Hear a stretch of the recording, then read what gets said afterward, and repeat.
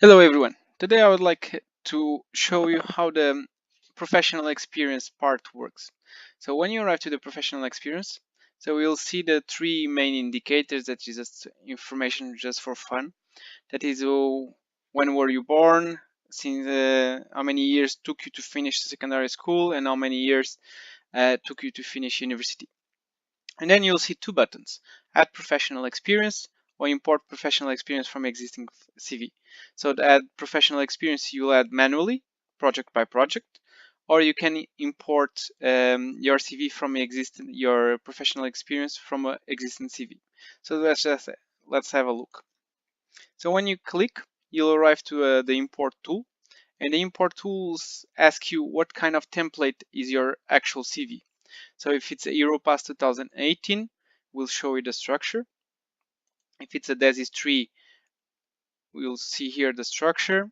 And if it's a Europass or a STEES CV, you'll see here the structure, okay? For the reference, I will use the DESIS 3 as a reference.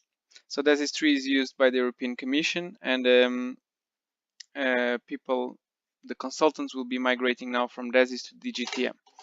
So here you'll see the structure, and the system will ask you to keep this, to make sure that your CV has the same structure, and will give you here as an example that I will open now. So here, when you arrive to the example, you'll see a lot of information, so we will just skip because the import tool will focus only in the professional experience. So when you arrive to the professional experience, so you see that in the example some information was highlighted, and we have here comments. So when you click on the comments, it says, please respect the highlighted structure. Professional experience indicates the beginning of a new project. So this indicator, so this, as soon as the import tool scrapes the CV and detects this text here, project experience, it will start to build the project. So the project is built by project name. So we'll read this tag here, this instruction, and we'll load this field. We'll take the employer, so the Bloom IT, and then we'll take the dates. So pay a big attention to the dates, because it's recommended to use the date with month, and year. So 4 digits for the year and 2 digits for the month. And if you'd like to put ongoing, so if it's a project that is still ongoing, use the word ongoing. Then the system will read the client customer, the project size, the project description, the employer's name, employer's roles and the responsibilities, and the technologies and methodologies used in the project. Here, also pay attention. If you do this, if your CV has enter after this tag, so nothing will be loaded. So please make sure activate the show and hide, the show paragraph marks, to make sure that you don't have any paragraph after the technology.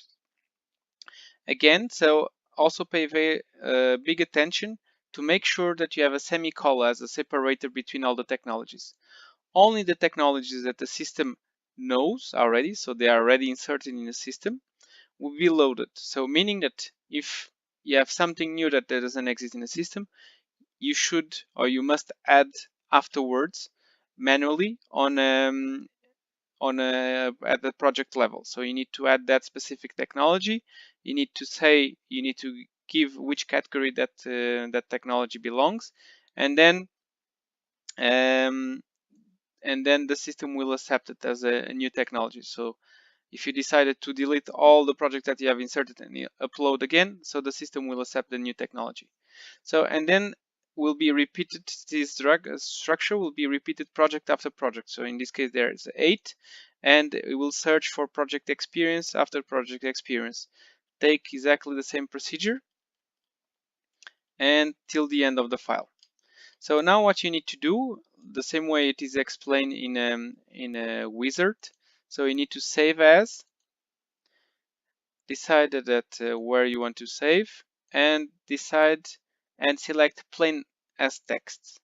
When you select plain as text, so you save, and you need to select other encoding, insert line break, and UTF-8, the same way that is described in an import tool.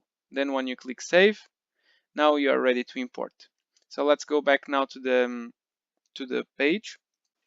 We are now back to the page, and so the import tool tells you how you should save the Word file, so exactly the same way. So save the Word document as plain text, and then select Insert Line Break, Other Encoding UTF-8, and then click OK. And now we are ready to select the file.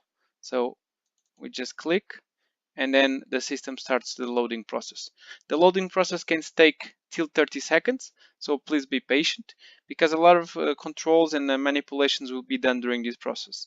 So the system will scrape all your file, find the keywords, map the keywords directly to the fields that it should be, will apply logic. So if it's not correctly filled, the date, he will apply the sys date, the date of today, as a reference date. He will load every single technology and try to insert it. So let's have a look now. So we click here in the first project, and then we see that the project name is correctly populated. The job title doesn't exist on original file. The client, so you can, the system doesn't know this. So you'll have here ongoing, so will be selected. The achievements you should describe, because it's not used on a DESI Street CV, but will be used in other templates. So from this insertion, you'll be able to generate multiple different templates. So please do this once, and then it will be done forever. So then the project size, the contract type. So by default, the system selects full-time, but you are free to select something else.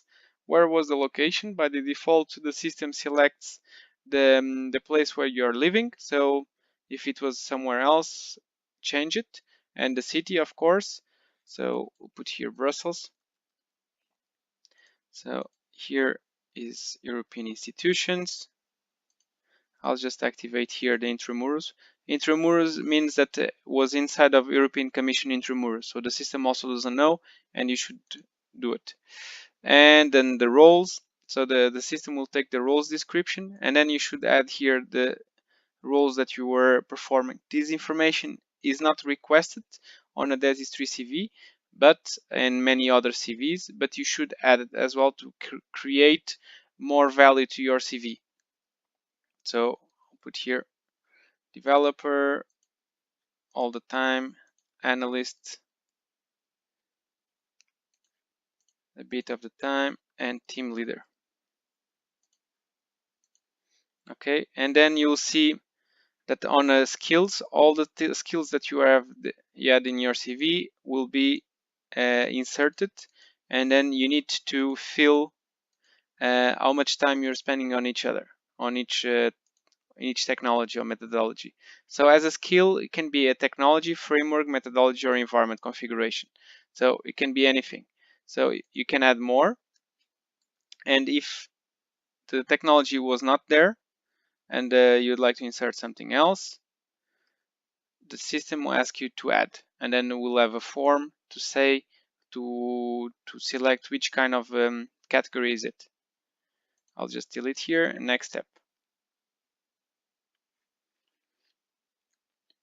So this that we have done with the import tool, you also can do it manually, so it will take more time, of course.